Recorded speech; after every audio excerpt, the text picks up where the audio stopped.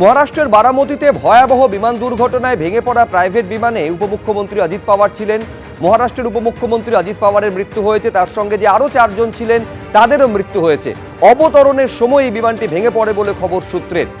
প্রথমবার অবতরণের চেষ্টা করা হয়, এরপর দ্বিতীয়বার অবতরণের অনুমতি চাওয়া হয়। মেডে কল দেন পাইলট, কিন্তু মাটি ছোঁয়ার আগেই সেটি দুর্ঘটনার কবলে পড়ে, মুখ থুবড়ে পড়ে তারপরে, যাতে মৃত্যু হয় মহারাষ্ট্রের উপমুখ্যমন্ত্রীর।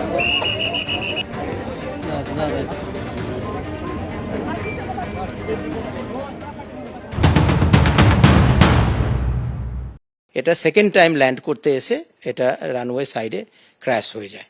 তখন এখানে বোঝা যাচ্ছে যে আর যেটা আমরা দেখলাম ওয়েদারটা আমাদেরকে আরেকবার দেখানোর দরকার আছে, যে ওখানে কুয়াশা ছিল কিনা, কুয়াশা ছাড়া আর কোনো ওয়েদারের কোনো প্রবলেম ছিল কিনা। বাট যেটা আমরা নেট চেক করে দেখলাম যে ওয়েদার ঠিকই ছিল। তো ওয়েদার যদি ঠিক ছিল তখন সেকেন্ড বার ল্যান্ড করতে আসছে, তো সেটা একটু অস্বাভাবিক লাগছে আমারও, যে সেকেন্ড বার কেন আসছে। অনেক সময় হয় কি, প্রথমবার যেহেতু এটা রানওয়েটা ছোট ছিল, রানওয়ে 1700 মিটার্স, মানে 1.7 কিলোমিটার এটা রানওয়ে। তো সেটা একটু মানে যখন ধরুন কলকাতা এয়ারপোর্টের রানওয়ে, সেটা 3.5 থেকে 4 কিলোমিটার, জাস্ট যদি আপনি কম্প্যারিজন করেন। তো সেই এতে সূত্রে এটা এক ছোট রানওয়ে, যেহেতু এটা লোকাল ছোট শহরের মধ্যে এটা স্বাভাবিকই হয়, ছোট রানওয়ে থাকে। তো তখন হয় কি, কখনো যখন ল্যান্ড করতে আসে, যদি একদম রানওয়ের সামনে মানে একদম প্রথম থেকেই ল্যান্ড করতে হয়, কখনো কখনো আমরা এটা মানে কি বলে এক্সপিরিয়েন্স পাইলটেরই এটা হয়ে থাকে, এটা নর্মাল। তো কখনো কখনো যখন আমরা দেখি যে রানওয়েটা আমাদের কাছে শর্ট লাগছে, যে আমরা ঠিক পয়েন্টে ল্যান্ড করতে পারি না, তখন আমরা গো অ্যারাউন্ড করি, মানে আবার ঘুরে আসি। এই যে চার্টার বিমানটি ভেঙে পড়ে যাতে মৃত্যু হয় মহারাষ্ট্রের উপমুখ্যমন্ত্রীর, সেটি 15 বছর বয়স বলে জানা যাচ্ছে। এইটা হচ্ছে ঘটনার মুহূর্তের ছবি আপনারা দেখতে পাচ্ছেন।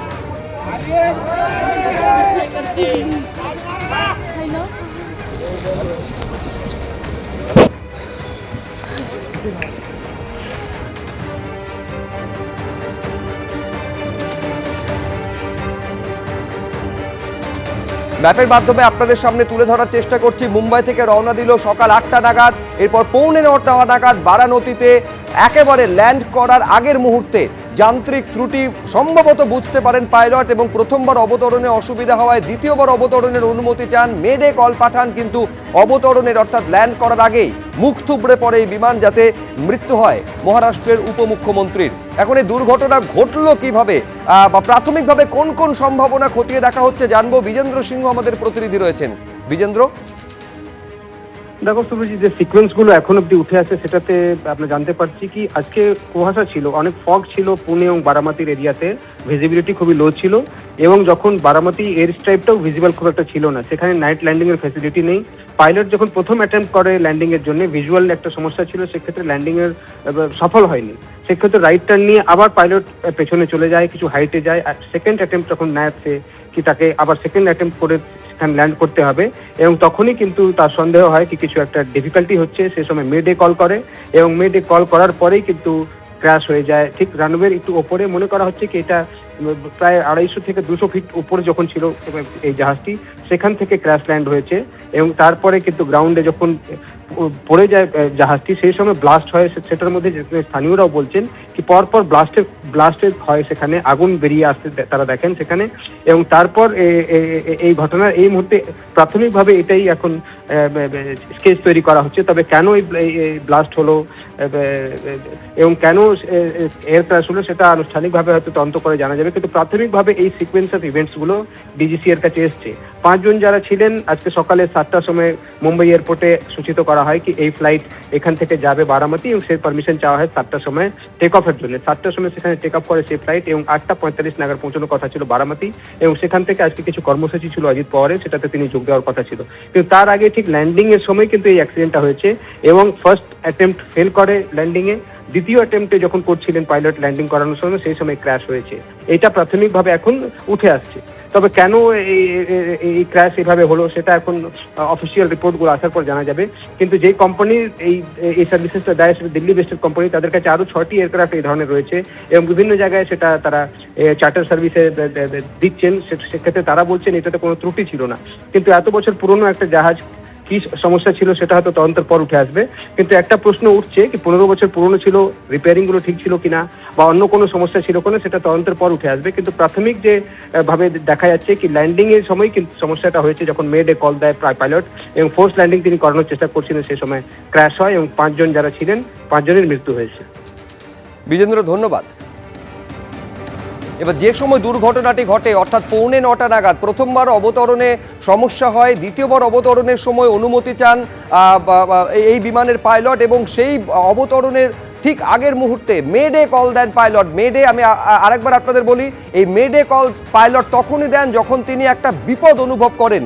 বিপদ সংকেত হিসেবে মেডে কলকে ধরা হয়। 3বার মেডে কল দিয়ে থাকেন পাইলট এটিসিকে এবং সেই মেডে কল দেওয়া মাত্রই ঠিক 200 থেকে 250 ফুট ওপরে যখন ছিল মাটি থেকে, ঠিক তখনই তাতে দুর্ঘটনা ঘটে এবং মুখ থুবড়ে পড়ে এই বিমান। স্থানীয় বাসিন্দারা বলছেন, যারা প্রত্যক্ষদর্শী, পরপর মুখ থুবড়ে পড়ার পরই পরপর কতগুলো বিস্ফোরণ হতে তারা দেখেন, সেই শব্দ পান। যারা দেখেছেন ঘটনার মুহূর্তের সাক্ষী যারা, এমনই এক ব্যক্তির বক্তব্য এইখানে আপনাদের সামনে রাখবো। ये हमने देखा कि एयरप्लेन जब नीचे आया था ऐसा लग रहा था उसका क्रैश हो जाएगा ऐसा हम सोच रहे थे, तभी क्रैश हो गया। हम देखे कि हमें लगा नहीं क्रैश हो गया है, लेकिन एयर ट्रैप पे उतरेगा ऐसा लगा, उतर रहा है, लेकिन क्रैश हुआ और उसके बाद स्फोट हो गया उसका ज़बरदस्त। स्फोट होने के बाद वो हम देखने आए, पहले देखा तो उसको आग लगी थी पूरे प्लेन को, और उसके बाद 4-5 स्फोट हो गया विमान में उसका, और उसके बाद बहुत लोग आ गए और उसने निकालने की कोशिश की, लेकिन बड़ी आग लगी उसके कारण कोई मदद नहीं कर सकता।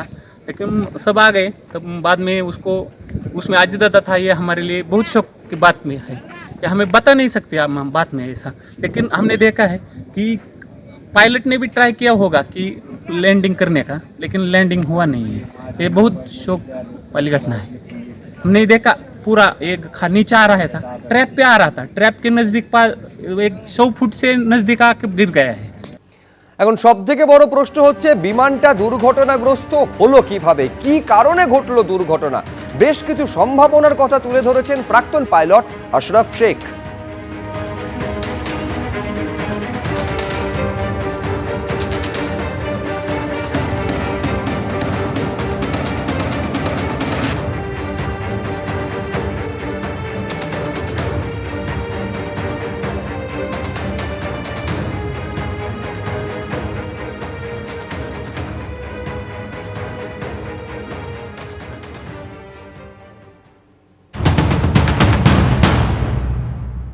যদি এখানে যখন মেডে করেছে তখন আমাদের বুঝতে হবে কোনো এমার্জেন্সি তখন ছিল, যেটা হচ্ছে যে হয় ফুয়েল কম ছিল, তেল কম হয়ে যাচ্ছে, তো ল্যান্ড করতেই হতো সেকেন্ড টাইমের মধ্যে, তখন হয়তো ল্যান্ড করেছে। তো এগুলো আমরা ইনভেস্টিগেশনের মধ্যে আসার পরেই আমরা বুঝতে পারবো। তারপরে হচ্ছে যে একটা তো ইঞ্জিন ফেলিয়ার হতেই পারে, যে সেকেন্ড টাইমে ল্যান্ড করার সময় ইঞ্জিন একটা ফেল হয়ে গেল, বা হাইড্রোলিক ফেলিয়ারের হয়ে গেছে। হাইড্রোলিক ফেলিয়ার হয়ে গেলে it's very difficult to stair the aircraft, মানে এয়ারক্রাফটটাকে প্লেনটাকে নিয়ে আসা যায় না রানওয়ে পর্যন্ত, সেটাও একটা হতে পারে, মানে সম্ভাবনা অনেক। তো আমরা ইনভেস্টিগেশনের পরেই আমরা বুঝতে পারবো যে কি হয়েছিল এয়ারক্রাফট। আর এই এয়ারক্রাফটের ট্র্যাক রেকর্ড খুবই ভালো, অলদো এটা 2010 বিল্ড, মানে 15-16 বছর পুরনো এয়ারক্রাফট, কিন্তু মেনটেনেন্স যদি হয়ে থাকে তো সেখানে আমাদের কোনো মানে ভালো মেনটেনেন্স যদি হয় সেখানে চিন্তা করার কোনো জায়গা রাখে না। এবারে আমরা ওই মেনটেনেন্স রিলিজ থেকে আমরা বুঝতে পারবো যে মেনটেনেন্সটা ঠিক করে হয়েছিল কিনা, আগের ফ্লাইটে কোনো গোলযোগ ছিল কিনা। যদি গোলযোগ থাকে তাহলে আগের যে পাইলট ওনারা লিখে যায় যে আমার অবজারভেশনে এটা প্রবলেম ছিল, তখন ইঞ্জিনিয়ার ওটাকে আবার সার্টিফাই করে, চেক করে, তারপরে চেক করার পরে সার্টিফাই করে তারপরে এয়ারওয়ার্দিনেস সার্টিফিকেট দিলে তখন প্লেনটা আবার সেকেন্ড ফ্লাইটে যেতে পারে। তো এইগুলো এখন ইনভেস্টিগেশন করার পরেই আমরা একটা জায়গায় আসতে পারবো যে কিভাবে বা কেনই বা এই মর্মান্তিক ঘটনাটা হলো। এবিপি আনন্দ, এগিয়ে থাকে, এগিয়ে রাখে।